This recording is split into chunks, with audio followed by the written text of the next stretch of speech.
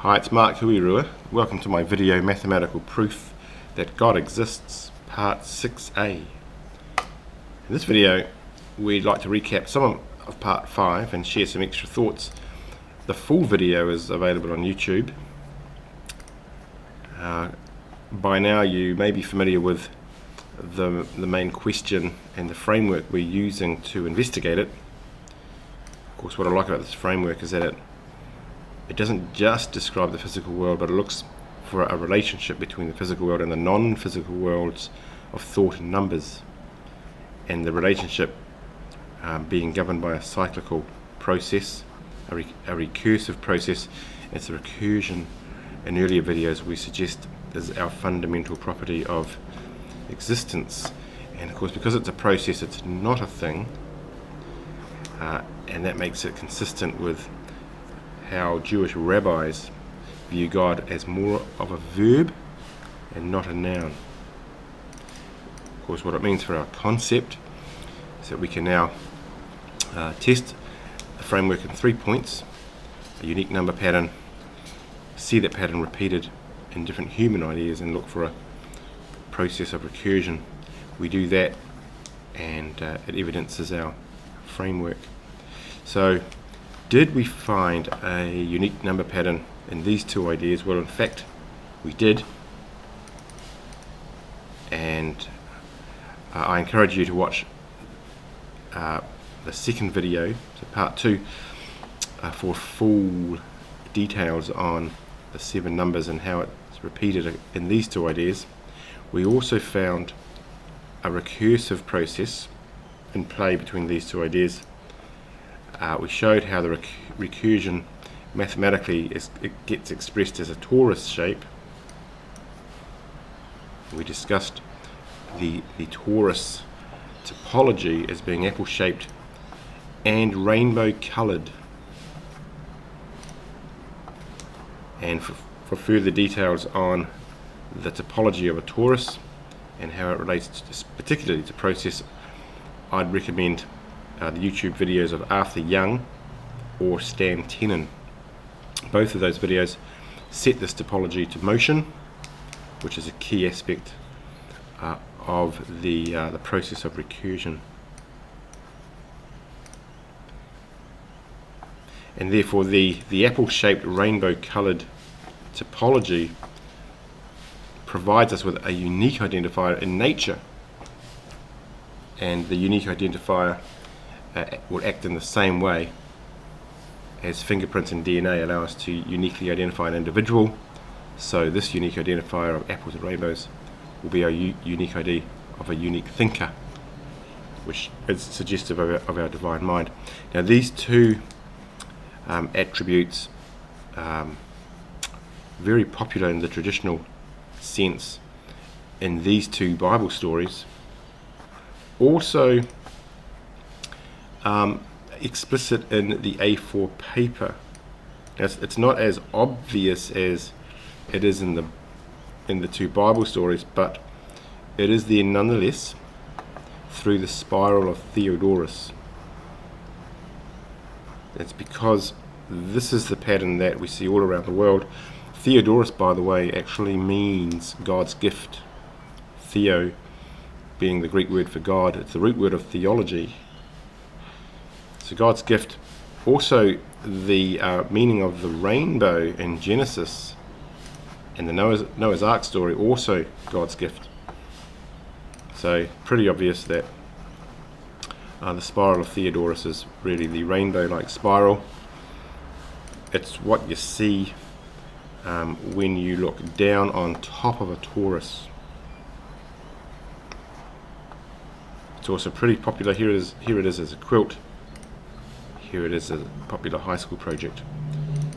So the A4 paper does have the apple-shaped rainbow-coloured topology through the spiral of Theodorus, which is really, you might say, the plan view, a 2-dimensional view of a 3-dimensional torus topology.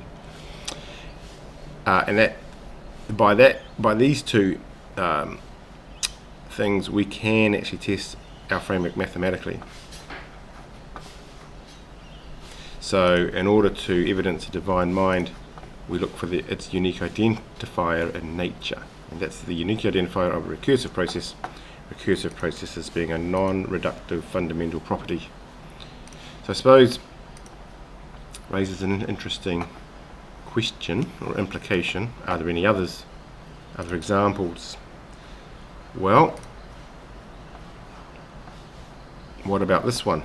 This is where we left, or what we left you with at the end of part 5.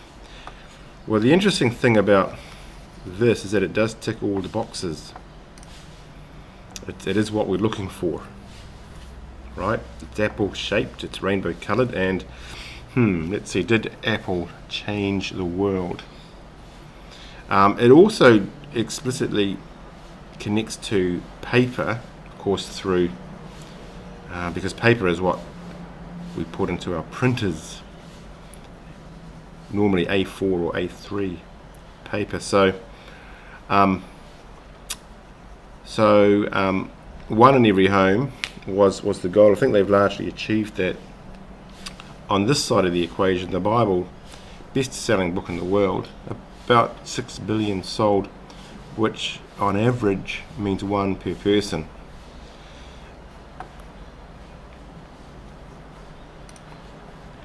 And that's exactly what we're looking for to support our framework.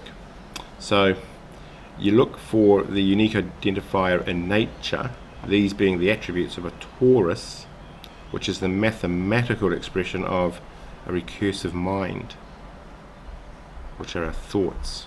You look for the unique identifier across different ideas, and you then have your coexistence with a divine mind. So nature, maths, thoughts, and God, and we're back to Euclid, which is something that you might expect of a divine mind wishing to be discovered through the ages. Okay, is there another one? An example? Well, how about this? Again, does it tick the boxes? World-changing ideas, apple-shaped topology, rainbow coloured. The Windows rainbow, by the way, being an expression of light passing through glass, then gets split into a spectrum of 7 colours. I've put my rainbow in the sky. That's the quote from Genesis 1:1. Does it look something like that? Maybe. The interesting thing about computers is that they have spread the word worldwide. Computers being the tool we all use to somehow transform our thoughts and ideas into a word. So are there any other ideas? Here's an interesting one. It's left field, but it does tick the boxes. World changing, apple shaped, rainbow coloured. The Apple core being the record label of the Beatles. What's interesting with the Beatles is that they have actually merged in with the Apple logo itself, being now available on iTunes. So interesting. Are there any others? Well, yes, there are.